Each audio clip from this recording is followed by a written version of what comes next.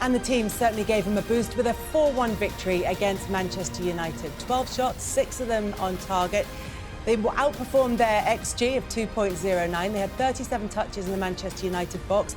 And that number of possession won in the final third of 12 is a Premier League high for Newcastle this season. So this is how it looks then in the race for the Champions League, with the positions of the teams across the top, from Nottingham Forest in third, Newcastle, Manchester City, Chelsea, down to Aston Villa with the games that they have remaining. By midweek, they will all have played the same number of games because Newcastle have their game against Crystal Palace in hand on Wednesday night. You can see that live on Sky Sports. If everybody were to win their remaining games, Newcastle would finish in third. That can't happen because they play each other, and it's not a possibility. But it just underlines how strong a position Newcastle have put themselves in. Yeah, when you look at the games that's left for them, it's a tough run in. They've still got to play Chelsea, Arsenal, Brighton, Aston Villa away as well. So it's a tough run in. But the run of form they're in at the moment, it doesn't matter who they come up against. I feel like they're very confident. There's a real good togetherness about this team, and hopefully they can go on and get the results they need to get them into that Champions League place. Opta have said that Aston Villa have got the lowest chance of finishing inside the top 5. When they've looked at the fixtures, they've looked at the kind of the corresponding fixtures earlier in the season. At this stage of the season, that doesn't always necessarily play out. But when you look at it, how do you assess Newcastle's chances of finishing in the Champions League spots? They're certainly in the driving seat now, I think, with the games. They have the momentum. I was here about 6 weeks ago when they lost the cup game to Brighton, and I thought they'd do well to recover from that. I thought it was a huge setback. But my goodness, they've got good options off the bench. The attacking players are on fire. Then you bring on people like Gordon with the pace. United couldn't cope with it. But this is where you find out about your squads. You look at Aston Villa yesterday, bringing quality players off the bench. 3 of them obviously scoring. So that strength and depth will be tested over the next few weeks. But for Newcastle, and what Newcastle have got used to now over the last kind of good few months, they're used to winning big matches. I think they'll deal with that pressure. I think they've got a great chance, and certainly in the driving seat to get in that top, to get in that Champions League spot. And David asked the guys there whether their reaction post-Carabao Cup final win was even surpassing their own expectations. The question was asked, will this be the kind of pinnacle of their season, and will they coast to the end, or will they use it to kick on? And that's what they've done, Les. I always feel there's pivotal games in the season, and I said that about the Cup final. I felt if they won the Cup final, that would boost them to go on and look for that Champions League place. Although they were thinking about it, that game, I think, against Liverpool showed them that they can play against these big sides and win them in a Cup final, and that gives everyone a boost. I said they were going to party here until the end of the season now that they'd won that cup, and there's a real nice atmosphere around the place at the moment, and the players are feeding off that. And like I said, hopefully, I'm looking at those fixtures, and you look at Aston Villa, they've still got a Champions League game to play. You look at Chelsea, they're still in the Europa. So there's some teams there that are probably looking at other things as well as the league, but Newcastle have just got the league to concentrate on now. Yeah, and they've played fewer games than Manchester United have this season because of their European involvement in the Europa League. That is Manchester United's route into the Champions League, should they win it. But it's not going well for them at all in the league. They find themselves in 14th place, on the wrong end of that 4-1 scoreline. In terms of the performances that we've seen from them in the Premier League, he came in when they were in 12th. They're now in 14th at the end of, pretty much the end of this round of fixtures. Have you seen positives from Ruben Amorim's time at Man United? Not at the moment. You mentioned there nobody likes to lose games. Of course not, but sometimes it's the way you lose. It's the way they give up some of the goals in the second half. Obviously, some mistakes from players, losing possession. Obviously, you knew Newcastle were going to put you under pressure, obviously. So that's the big hang-up you'd have. They've lost 14 league games, and they lost 14 last season. So that's why you have to point the finger at this group of players. No, the only defence I have, obviously, for a lot of the players, is a lot of them are still new to the Premier League. And the manager's new to the Premier League. I think the manager, if you spoke to him, I think he's scratching his head. He's frustrated in that interview, of course. He wants to focus on the next game, but you also have to reflect on the game today. That's where we're at. I bet you he can't believe how bad the United team is. I bet he's obviously can't say that, and he's talking about recruiting this summer. But this group of players, the mistakes they're making, I've mentioned at the end of the game, they can't seem to get around the pitch. There's no power in the team. Some of the players who can run, I think there's some players who can run, but they don't want to run. That's another worry. Some of the goals they gave up, you got an experienced right back, just letting somebody run by him. Now that's the bit I would be frustrated with. But I think the Premiership has caught this manager and his coaching staff out. Even his first game where we covered was down at Ipswich, and Ipswich drew with him, and Ipswich probably could have won it near the end. And I bet you was thinking, this is tough. And I know people do their homework, and these coaches and staff and obviously players do the homework before they go to a club. But I think he's gone in there, and I think he's been shocked at how bad this group of players are. But how is there that gap between what the analysts will have done from his side and from Manchester United's side before? The only thing I'd say, I still think you don't know a group of players or their qualities until you actually get in the door and start working with them. Of course you're on the outside looking in. You do your little bit of homework. Of course you do. You look at players and you'll have a bit of pride and ego to think, I can improve these players, I can make them better. That's a manager's job. And they brought in some players. But I think over the last couple of years, and before, obviously, this manager came in, I'm not putting it all on him, a lot of the recruitment was bringing players in who've never played in the Premier League. And I think it seems to have cut a lot of them out. They can't seem to cope with the demands, the physical side of the game. The lack of goals is a huge problem for Man United, because usually you look at Man United over the years and think, well, there'll be some sort of entertainment, they'll score goals, they'll get at him.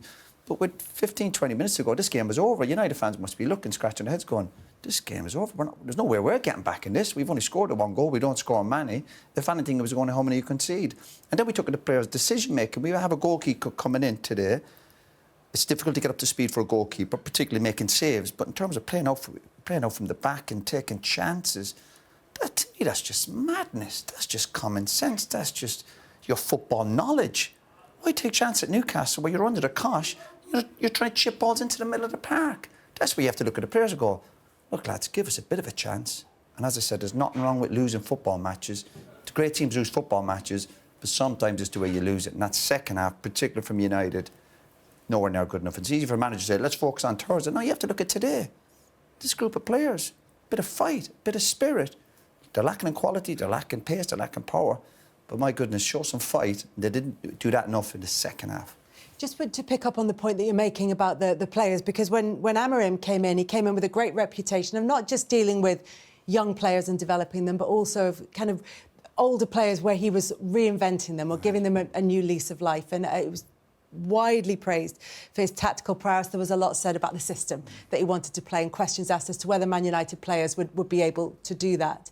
If he's not getting the message across, does that say something about the player's ability to take on instruction? A bit of both. I think there's nothing wrong with a manager having his set ways and his philosophy, shall we say. But I played under some managers, but also you have to adapt.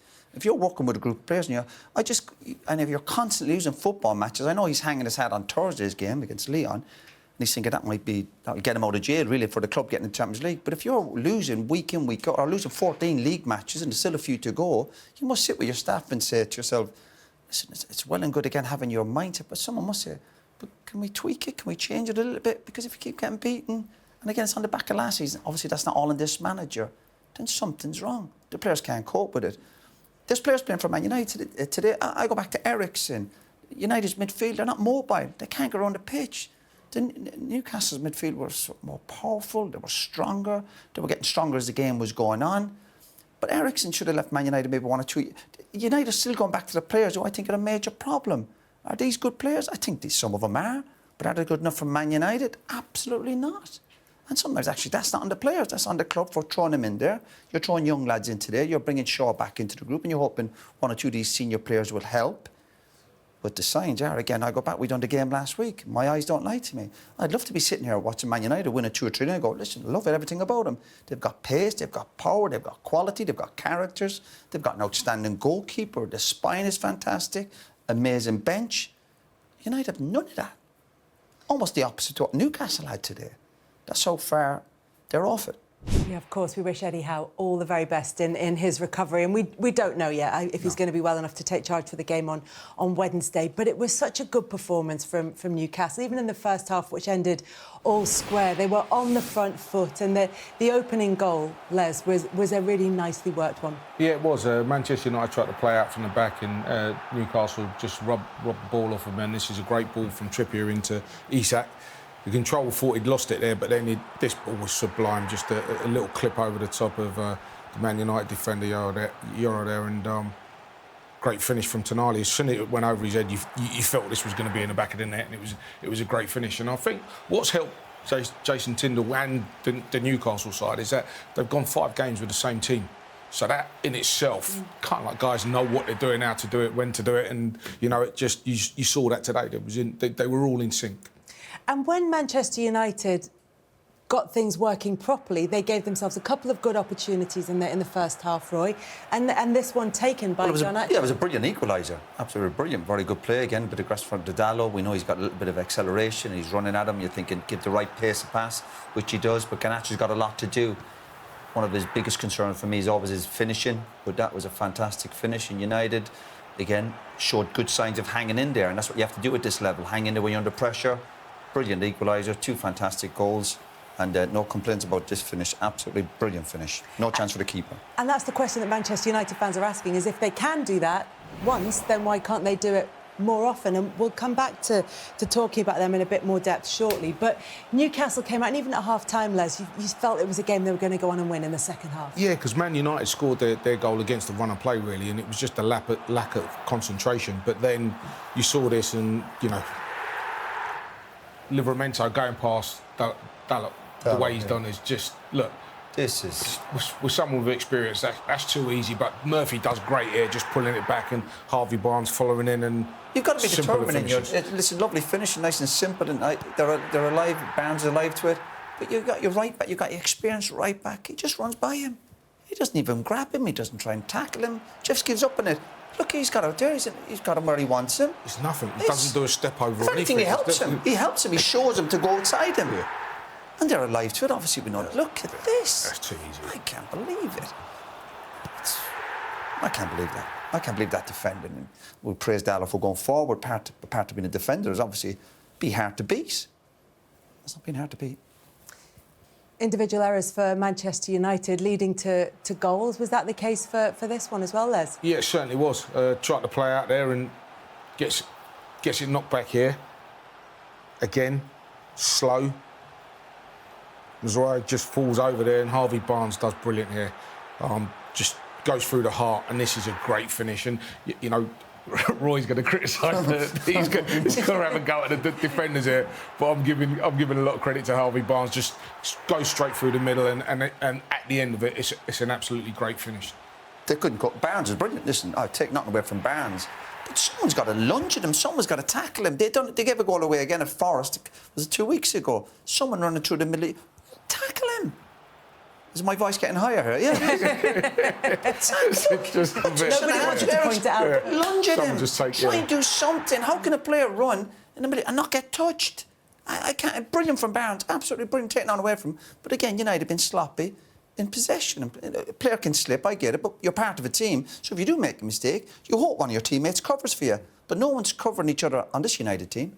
You talked about errors from experienced players who know the Premier League. Altay Bayindir making his Premier League debut for Manchester United to give Andre Onana a break ahead of the game against Lyon on Thursday, which Ruben Amorim keeps wanting to look forward to. Was he at fault for this one? Yeah, well, of course. Again, you go back to the decision-making. I'm not even sure what the big benefit... It's too risky. It's absolutely too risky.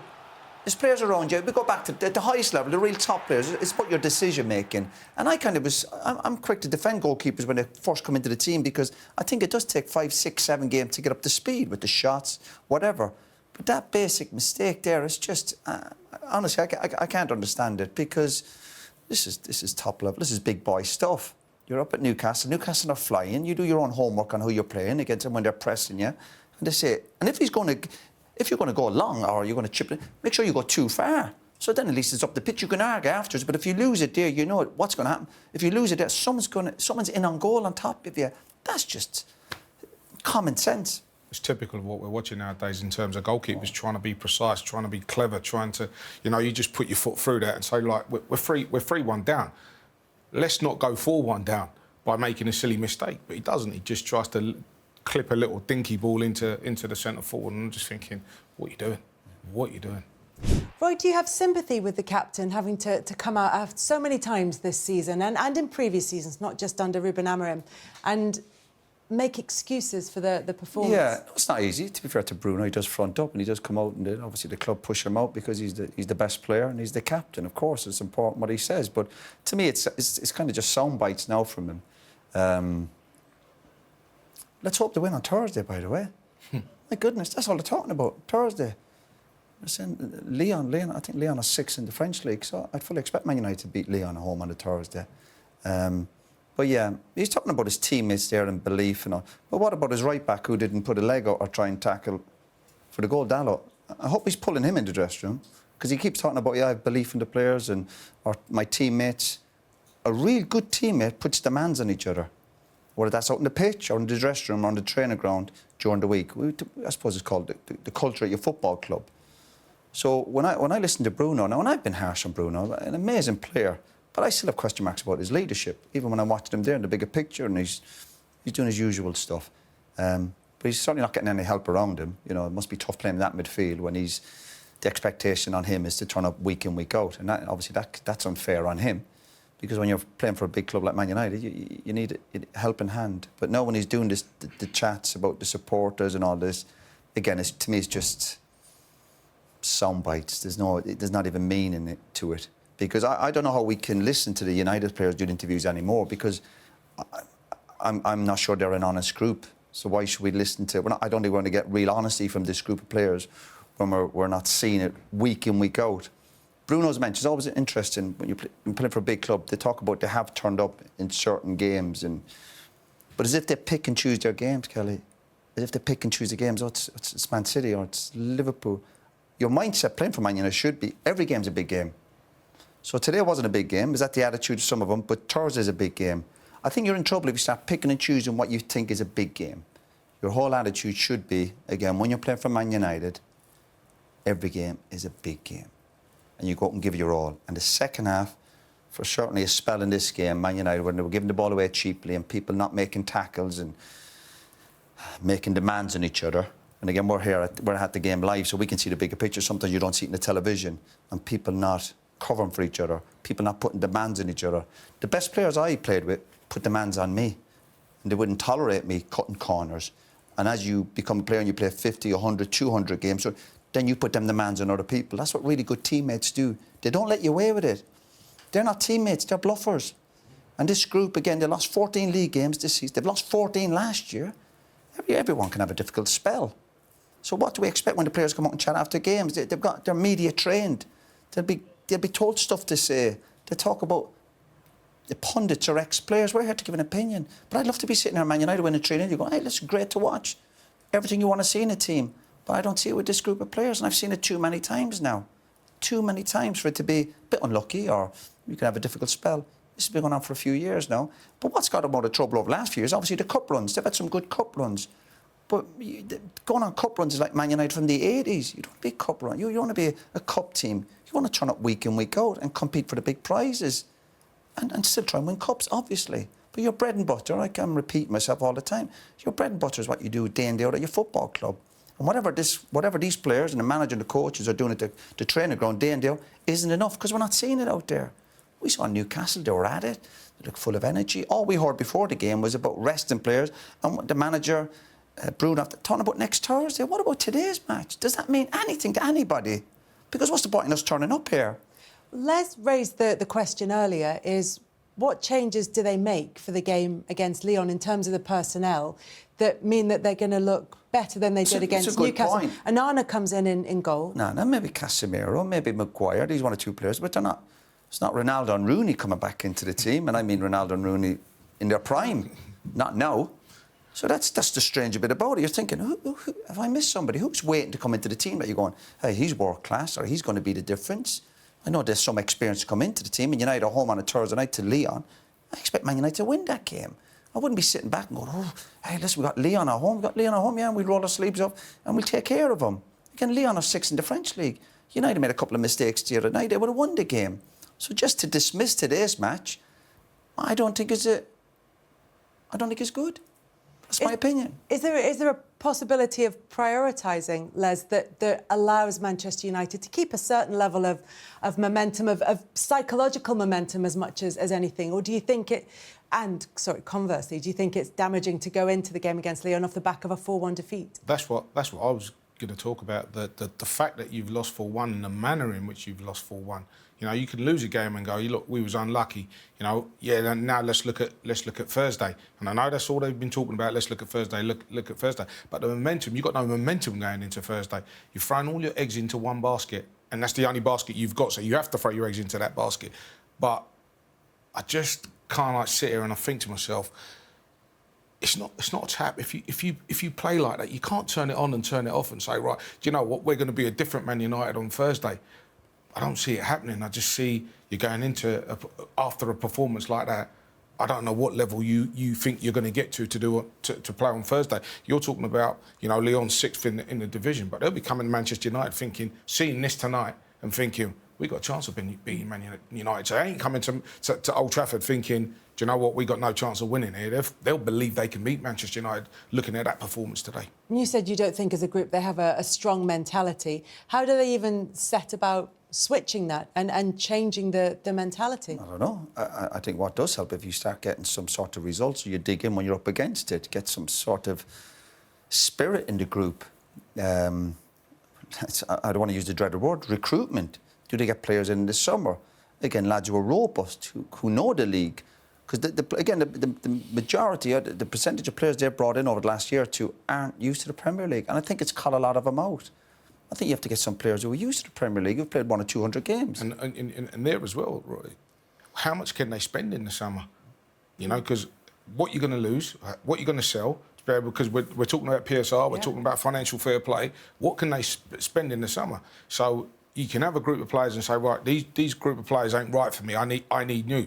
But you ain't going to be replacing 11 players in that squad there. You're not going to be able to do that because you ain't going to have the money to do that. And even the recruitment side of it, we're talking about getting, you always hope that you're getting quality players into United, the money they've spent, but getting it to the right characters. We hear about clubs recently, their recruitment, and Liverpool look at it, and Brentford, and it's about the character, and it's about the Bournemouth recruitment. Obviously they've got to be able to play and play at the highest level, but whereas this group don't show that. They're not robust. They don't kind of roll their sleeves up and dig out results. I don't see... Every now and again we do, we do, and they'll pick up a good result like they did at City, and they get a draw at Liverpool, but then other teams recently go to Old Trafford. Every team's getting a bit of joy, because there's no... even in Newcastle in the second half, there were just gaps everywhere. They were running through United. United don't even look big and strong. You look at certain teams in the Premiership and you hang your hat on certain things. You go, well, they're big and strong, or they're technically brilliant, or you look at Liverpool, they tick a lot of boxes. But you look at United going, well, what would you hang your hat on? What would you say they're really, really good at? They've not got a world-class striker. They haven't got a strong spine. They're not athletic. And I keep saying, see, look at United, go, I'm not sure what they're kind of good at. They're not really good at anything. They've got some half-decent players. But again, what's the saying? The league, the table doesn't lie. We look where United are on the table. But forget about the table. It's all about Thursday. Good luck on Thursday.